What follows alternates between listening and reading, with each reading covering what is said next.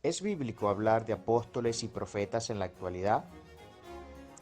A razón de la naturaleza tan seria y delicada que plantea el título de este escrito, es importante aclarar de entrada que la exposición de ideas que se plantearán dentro del mismo no obedece simplemente a aprehensiones personales.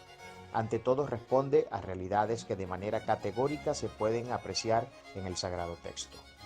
En la acuciante labor de demostrar la biblicidad de los elementos e impugnar, se estarán esgrimiendo varios sólidos y rigurosos argumentos para una validación objetiva de los puntos. Le sugiero al querido lector que por el instante en que lee se despoje de sus presupuestos, conjeturas e ideas preconcebidas. Esto con el fin de hallar un carácter científico y honesto desde el punto de vista intelectual para la conclusión final. Si usted es de las personas dogmáticas y fanáticas, que no piensa por sí misma, sino bajo la teñidura mental que otros ejercen sobre usted, o simplemente es de lo que les gusta seguir la manada de manera crítica, sin siquiera detenerse concienzuda e inteligentemente a preguntarse si acaso lo que le han hecho creer es cierto, lo que les restringe mucho a pensar por usted mismo de manera coherente, reflexiva y objetiva, le aconsejo que no siga leyendo para así evitarle un mal rato. Está claro que el presente tratado tendrá como objeto abocar en señalar las falsedades e irregularidades que un número muy significativo de creyentes ha decidido de manera totalmente arbitraria articular dentro de sus instituciones eclesiales, al margen de lo que consagra la Santa Palabra. Pese al inmenso acervo de estudios serios de alto nivel académico, una última cosa me será necesario aclarar para ya ir al meollo de las diferentes cuestiones. El tema del falso evangelio y los falsos ministros se da por una de dos cuestiones. Número uno, por una inmensa mayoría o porque una inmensa mayoría sigue siendo objeto de la cárcel de la ignorancia. En este caso, no es que las personas sean maliciosas o que deliberadamente haya decidido escoger el camino del error, porque nadie en su sano juicio lo haría, sino que su falta de solidez en el concreto entendimiento de las escrituras lo ha llevado a sumarse a la mentira sin saberlo. Estos son los que están sinceramente equivocados. Los maliciosos. Este es exactamente el polo opuesto al caso del que ignora la verdad. Acá no estamos ante un tema de ignorancia, sino ante una deliberada y malévola actitud. Son los que lavan cerebros articulando un sistema falso a sabienda de que es falso, pero muy eficiente y llamativo para el que sufre.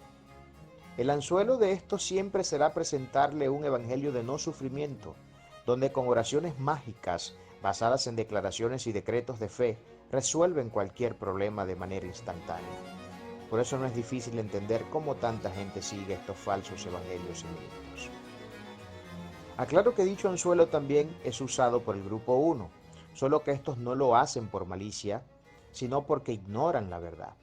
Habiendo aclarado estos dos puntos fundamentales, se hace conveniente entrar en el proceso de impugnación de las diversas irregularidades que se hallan en los falsos ministros.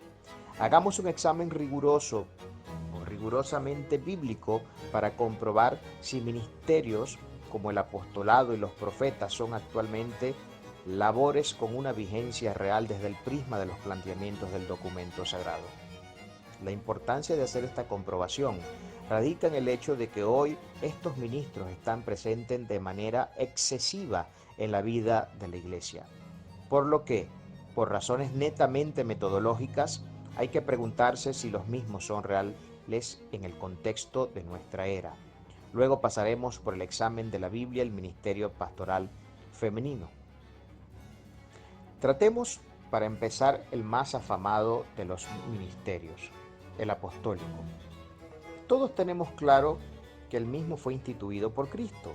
Pablo lo afirma así en Efesios 4:11. Para poder validar o no el ministerio apostólico de hoy, se hace estrictamente necesario tener una aproximación a los textos sagrados, porque en ellos se encuentra de manera directa y rigurosa cuáles eran los requisitos que se debían cumplir para poder ser llamados apóstoles. Hechos 1 del 11 al 26 expone de manera muy directa y clara cuáles son los requerimientos estrictos. Cuatro son las exigencias. Número 1, la persona debía haber visto en carne a Cristo. Número 2. Debía haber estado con él desde el principio de su ministerio. Número 3. Tenía que haber sido directamente enseñado por él. Y número 4. Debía ser testigo de la resurrección. Ahora bien, acá no estamos ante una presunción personal y arbitraria de los 11 apóstoles, quienes habían cumplido todas las exigencias, por lo que sabían perfectamente cuál era la voluntad de su Señor en ese sentido. Como acaba de notar, en el contexto de lo que ocurre entre los apóstoles en el momento de la elección de Matías como sustituto de Judas el traidor, no existe otra forma de validar el ministerio apostólico si no es bajo esos exigentísimos criterios de selección. Una clásica objeción, por demás defectuosa, suele ser apelar al caso de Pablo como apóstol, quien no caminó con Cristo ni fue parte de los 12 llamados originalmente. Es un error pensar que Pablo no cumplió con los requisitos.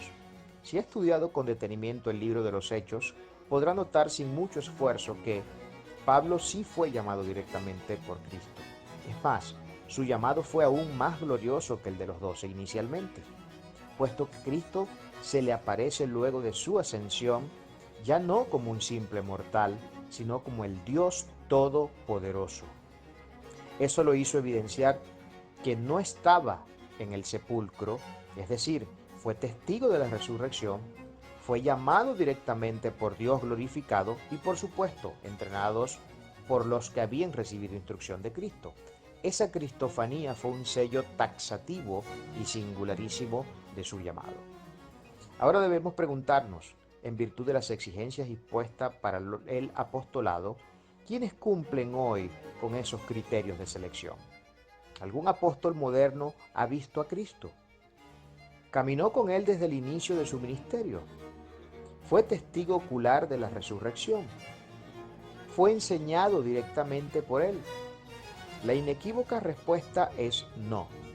¿Y qué significa la negación rotunda de esa respuesta?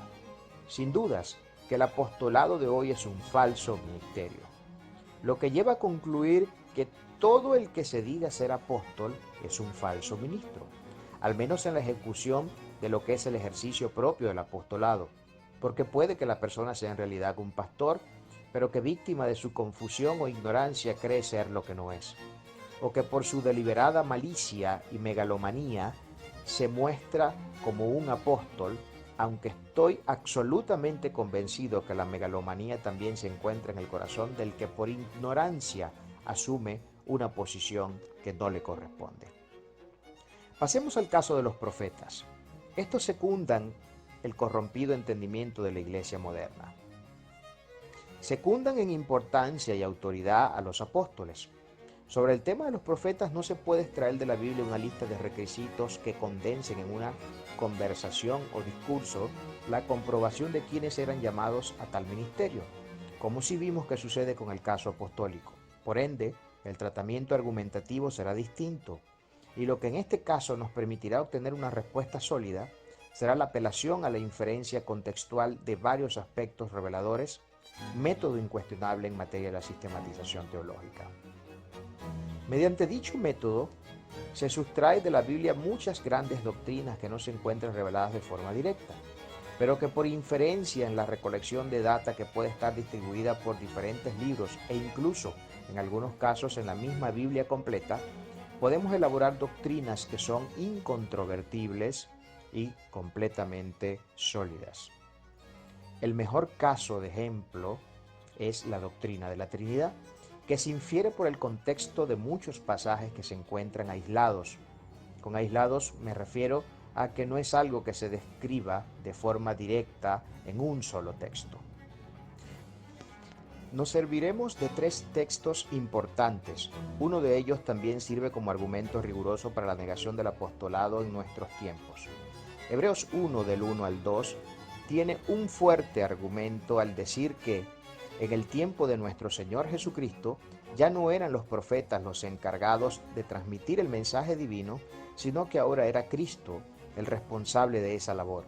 Acá tenemos que detenernos a analizar 2 situaciones. Número 1. Cristo como mensajero directo. De lo que trata esta cuestión es de Cristo como mensajero personal del Evangelio. Número 2. Cristo como mensajero por extensión. En este caso no era Cristo quien personalmente daría su mensaje, sino los apóstoles a quien había comisionado y autorizado por su palabra y para su palabra. Esta es una discriminación importante, dado que hay un mensaje parcialmente implícito, el cual tiene que ver con una nueva comisión ministerial para la predicación del Evangelio. Y estos eran Cristo y sus autorizados directos, los apóstoles. Ya no vemos en los tiempos neotestamentarios a los profetas como figuras relevantes para la predicación del nuevo pacto anunciado en la Cena del Señor.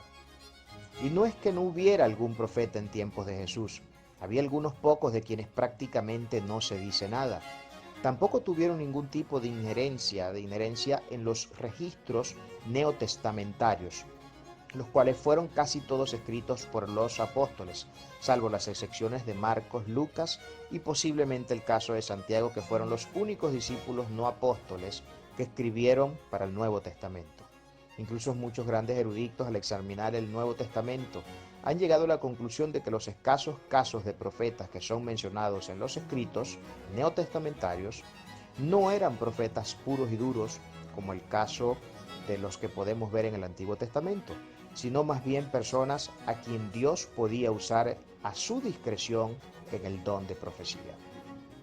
Importante aclarar que Marcos y Lucas pudieron escribir textos que luego serían canonizados para el registro del Nuevo Testamento porque estaban bajo la tutela apostólica. Marcos era discípulo del apóstol Pedro, de quien recibe toda la información para escribir su evangelio, y Lucas discípulo de Pablo, por lo que había una autoridad apostólica subyacente que los validaba. En el caso de Santiago es más complejo, puesto que no existe un consenso general de quién era exactamente ese Santiago. Algunos alegan que era el hermano de Jesús, otros que era el Santiago de los Doces, y hay al menos 3 teorías más. Todo esto nos demuestra la absoluta ausencia de los profetas como ministerios relevantes ya para los tiempos de Jesús. Y para esto hay explicación bíblica. En un momento iremos a ello. Vamos a nuestro segundo argumento, el cual nos lo ilustra Efesios 2:20. En este texto se nos habla de los fundamentos apostólicos y proféticos, es decir, el de los apóstoles y profetas, teniendo como principal piedra angular a Cristo mismo. En el mencionado versículo tenemos un imperativo del apóstol Pablo, y es que debemos edificar sobre el fundamento que fue puesto por los apóstoles y profetas.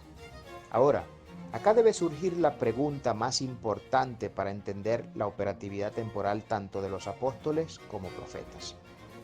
Cuando se va a edificar una casa o un edificio, ¿cuántas veces se debe colocar el fundamento?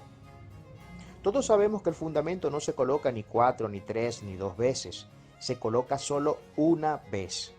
Los profetas tuvieron como labor colocar el fundamento del Antiguo Testamento, anunciando la palabra de Dios, que no necesariamente tenía que ver siempre con predicciones, porque se ha malinterpretado muy mal el ministerio profético cuando se llega a pensar que todo lo que de este trata, o de todo lo que este trata, es de profetizar simplemente, cuando en realidad la predicción era algo secundario.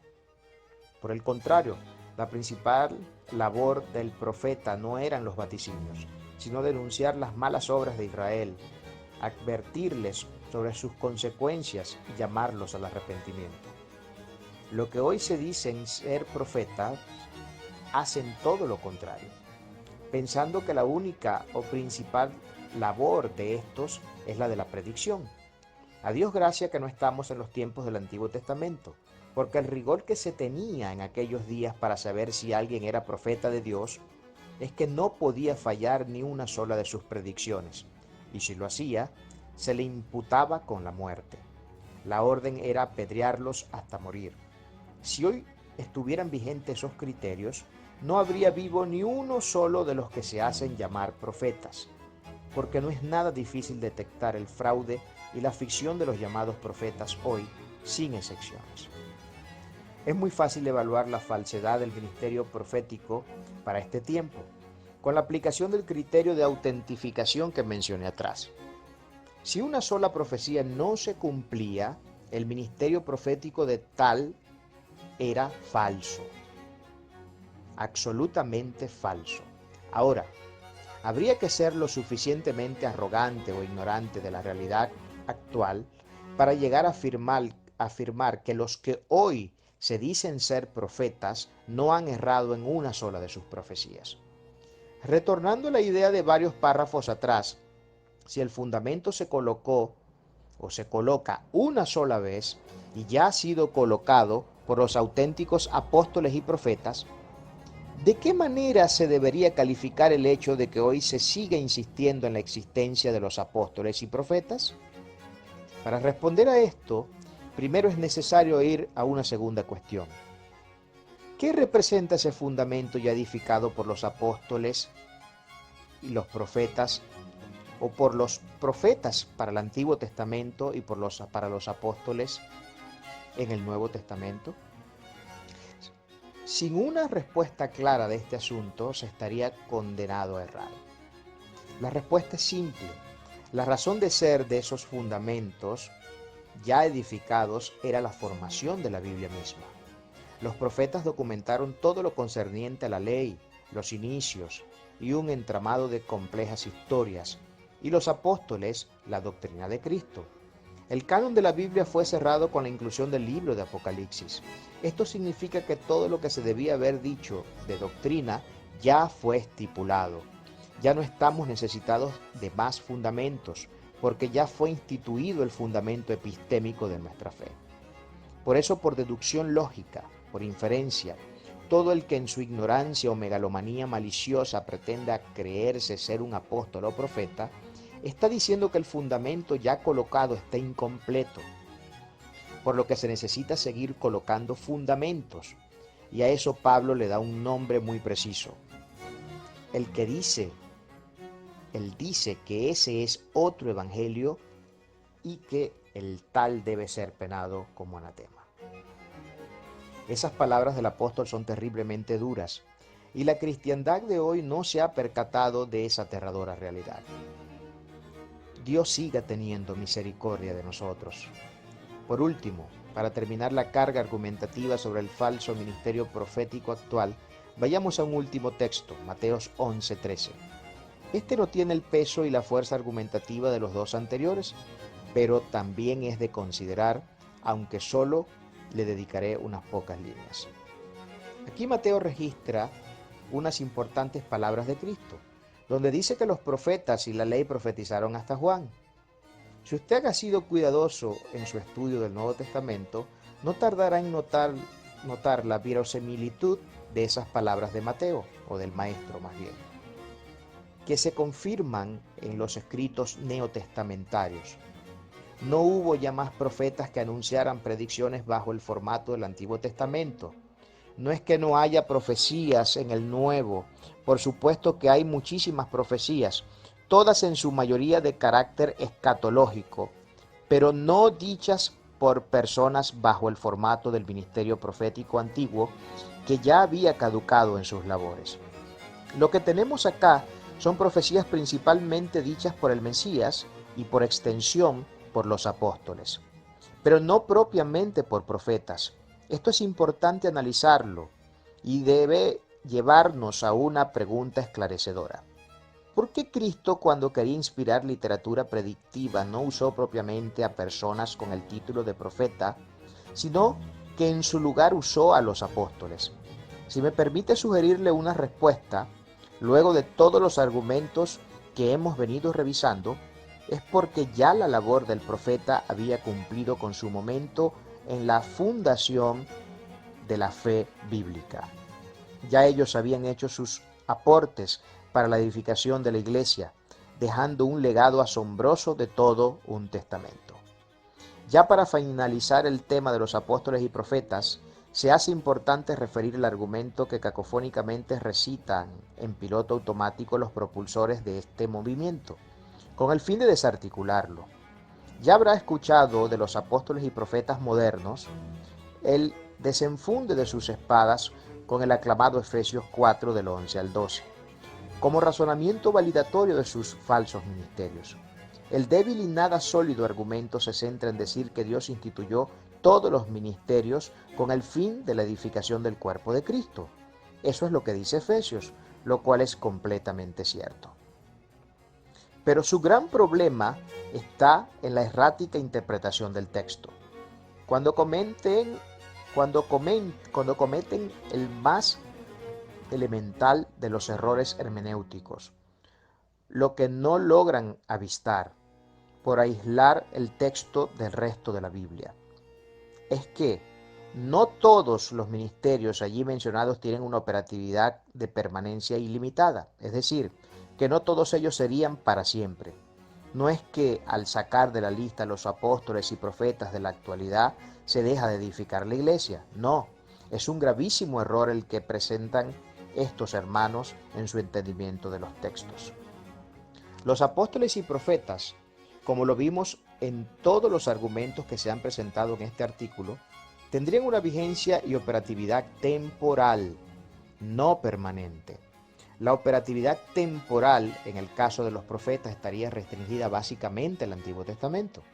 Ahora usted diría que en el Nuevo Testamento también se ve la presencia de profetas, lo que en ningún momento he negado.